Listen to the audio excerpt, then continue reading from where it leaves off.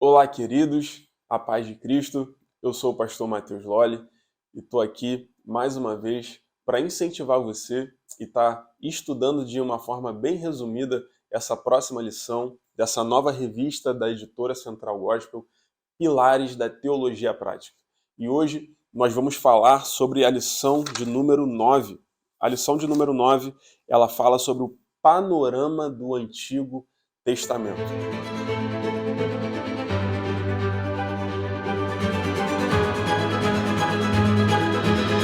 E aqui o autor, ele colocou o texto áureo para a gente, Mateus capítulo 5, versículo 17, que diz assim: Não cuideis que vim destruir a lei ou os profetas.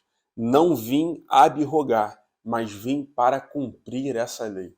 É importante ressaltar que quando a gente fala sobre a palavra testamento, é algo muito valioso que alguém deixa para um legado, deixa para uma próxima geração. E o Antigo Testamento, ele não é anulado pelo Novo Testamento. Pelo contrário, eles são interdependentes. Como assim? O Antigo Testamento está para o Novo Testamento, assim como a promessa está para o cumprimento dela. E é importante a gente ressaltar sobre isso. E é animador quando a gente lê o Antigo Testamento e a gente vê algumas características, por exemplo. O Antigo Testamento, ele é composto por 39 livros, é dividido em, dependendo da visão, de 4 a 5 subdivisões. Nós vamos falar sobre isso. E aqui eu quero falar para você que o Antigo Testamento, ele foi escrito em hebraico, tirando algumas exceções ali no livro de Esdras também, que foi escrito em algumas passagens em aramaico. Mas quando a gente vai falando sobre o Antigo Testamento, é importante a gente dizer, e eu até ressaltei aqui na lição, que o autor mesmo diz que o Antigo Testamento era a Bíblia que Jesus lia e era a Bíblia que Jesus usava. Então ele não veio para anular essa lei. Pelo contrário, várias vezes no Novo Testamento, o Antigo Testamento é citado por Jesus, por outros escritores também. Então existe uma continuidade de pensamento, de linha de raciocínio que nós vamos ver aqui. Quando a gente fala sobre o Novo Testamento, sobre o Antigo Testamento, na verdade, quando a gente fala sobre o Antigo Testamento, nós estamos falando sobre a revelação de Deus. E existem revelações de Deus no Antigo Testamento, por exemplo, sobre o caráter de Deus, sobre o propósito de Deus e também sobre a obra salvadora de Deus na sua história. E quando nós vamos lendo essa grande obra teológica, nós temos algumas divisões aqui nessa, como nós podemos falar do cânon veterotestamentário.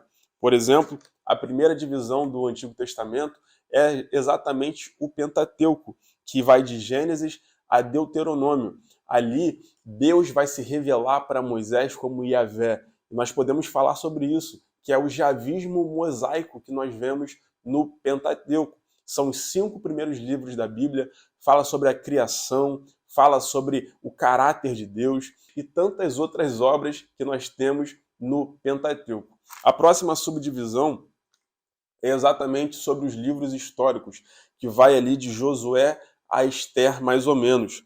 Né? Essa parte da história, nós podemos ver o Deus da aliança. Ele renova, ele faz a sua aliança também com Josué. Só que o mais importante dos livros históricos é exatamente a gente entender que começa com a entrada do povo de Israel em Canaã, né? Depois daqueles 40 anos andando no deserto, e vai e termina mais ou menos ali com a saída depois da Babilônia. Então, os livros históricos, eles têm histórias incríveis. Os livros históricos, eles têm lições extraordinárias para mim e para a sua vida também. E a próxima divisão são sobre os livros poéticos. Os livros poéticos que vão de Jó até Cantares de Salomão, fala sobre Salmos, fala sobre Provérbios. Olha os autores desses livros, dessa divisão. Tem Davi, tem Salomão, são também conhecidos como os livros sapienciais, os livros da sabedoria. Então, tem chaves extraordinárias para mim e para a sua vida, que alcançam diversas áreas da nossa vida e da nossa história também. A próxima divisão, ela pode ser subdividida em 2 partes, que são os livros proféticos. as exortações em tempo de crise. E aí é dividida em profetas maiores, né? Os profetas maiores que vai de Isaías até Daniel, e também os profetas menores, que vai de Oséias até Malaquias. Importante ressaltar duas coisas aqui nessa divisão. A primeira é que essa divisão de profetas maiores e profetas menores não é dada devido ao seu grau de importância, pelo contrário, e sim ao tamanho da sua obra literária. Então, para dividir, que são diversos livros na parte dos livros proféticos, nós temos essas duas subdivisões. A segunda coisa que é importante a gente ressaltar aqui é que esses livros históricos eles precisam ser lidos em consonância à literatura dos livros históricos, porque os profetas foram dados, né, o ministério dos profetas foram dados também, né, em atividade, em atitudes, justamente naquele tempo de exortação, de crise em meio ao povo, na era e na história dos livros históricos. Então, quando nós falamos sobre o Antigo Testamento, nós precisamos dizer sobre isso. E algumas características rapidamente aqui para a gente finalizar essa aula. Por exemplo, o Antigo Testamento enfatiza a lei de Moisés.